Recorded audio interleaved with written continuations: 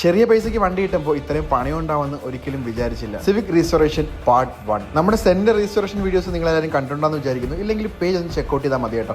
അപ്പോൾ നമ്മൾ ഇപ്പോൾ ഡെയിലി യൂസ് ചെയ്യുന്ന സിവിക്കിന്റെ പണിയാണ് സ്റ്റാർട്ട് ചെയ്യാൻ വേണ്ടിയിട്ട് പോകുന്നത്. 2006 മോഡൽ ഓട്ടോമാറ്റിക് സിവിക് ആണ് നിങ്ങൾ ഈ കാണുന്നത്. എൻ്റെ പേഴ്സണൽ വണ്ടിയാണ്. ഞാനിപ്പോൾ ഏറ്റവും കൂടുതൽ യൂസ് ചെയ്യുന്ന വണ്ടിയും ഇത് തന്നെയാണ് കേട്ടോ. ജസ്റ്റ് 28,000 കിലോമീറ്റർ ഓടിയ വണ്ടി നമുക്ക് കിട്ടിയത് വെറും 3 ലക്ഷം രൂപയ്ക്കാണ്. അതും ഓട്ടോമാറ്റിക് ആണ്. എഞ്ചിൻ ക്വാളിറ്റി പക്കയാണ് കേട്ടോ. സിംഗിൾ ഓണർ വണ്ടിയാണ്. അതുപോലെ തന്നെ നല്ല പെർഫോമൻസും അടിപൊളിയാണ്. എഞ്ചിൻ സൈഡ് നോക്കുകയാണെന്നുണ്ടെങ്കിൽ പക്ക ഓക്കെയാണ്. വണ്ടി നല്ല പെർഫോമൻസ് ആണ്. എല്ലാം അടിപൊളിയാണ്. പക്ഷേ ബോഡി നോക്കുമ്പോൾ നിങ്ങൾക്ക് തന്നെ മനസ്സിലായി കാണും, കുറേ സ്ഥലങ്ങളിൽ പെയിന്റ് ഫെയ്ഡ് ആയിട്ടുണ്ട്, കുറേ സ്ഥലങ്ങളിൽ ക്ലിയറിന്റെ പ്രശ്നങ്ങളുണ്ട്, അതുപോലെ തന്നെ കുറേ സ്ക്രാച്ചസ് ഉണ്ട്, ഡെന്റ് ഉണ്ട്, ഒരുപാട് പ്രശ്നങ്ങളുണ്ട്. ബോഡി ക്വാളിറ്റി അല്ല നമ്മൾ വണ്ടി എടുക്കാൻ നേരം നോക്കിയത്, എഞ്ചിൻ സൈഡാണ്. എഞ്ചിൻ സൈഡ് പക്ക ആയതുകൊണ്ടാണ് നമ്മൾ ഈ വണ്ടി എടുത്തത്. അപ്പോൾ നമ്മളെ വണ്ടി നേരെ റീസ്റ്റോറേഷന് കയറ്റാൻ പോവാണ്. ആലങ്കോടുള്ള ടർബോ കാർ ഹബിലാണ്. നമ്മുടെ സിനുഷൻ്റെ താക്കോല് കൊടുത്തിട്ടുണ്ട്. വണ്ടി പ്രാന്തന്മാർക്ക് പറ്റിയ കടയാണ്. ജസ്റ്റ് 45,000 രൂപ ഉണ്ടെങ്കിൽ വണ്ടി ഫുൾ അഴിച്ചിട്ട് അവർ കിടലിനായിട്ട് പെയിന്റ് ചെയ്ത് റീസ്റ്റോർ ചെയ്ത് തരും കേട്ടോ. നമ്മുടെ വണ്ടിയിൽ എന്തൊക്കെയാണ് ചെയ്യാൻ പോകുന്നത് നിങ്ങൾക്ക് അറിയാമെങ്കിൽ നിങ്ങൾ ജസ്റ്റ് ഒന്ന് കമന്റ് ചെയ്തേക്ക്. അപ്പോൾ അടുത്ത വീഡിയോ കാണാം. Bye bye.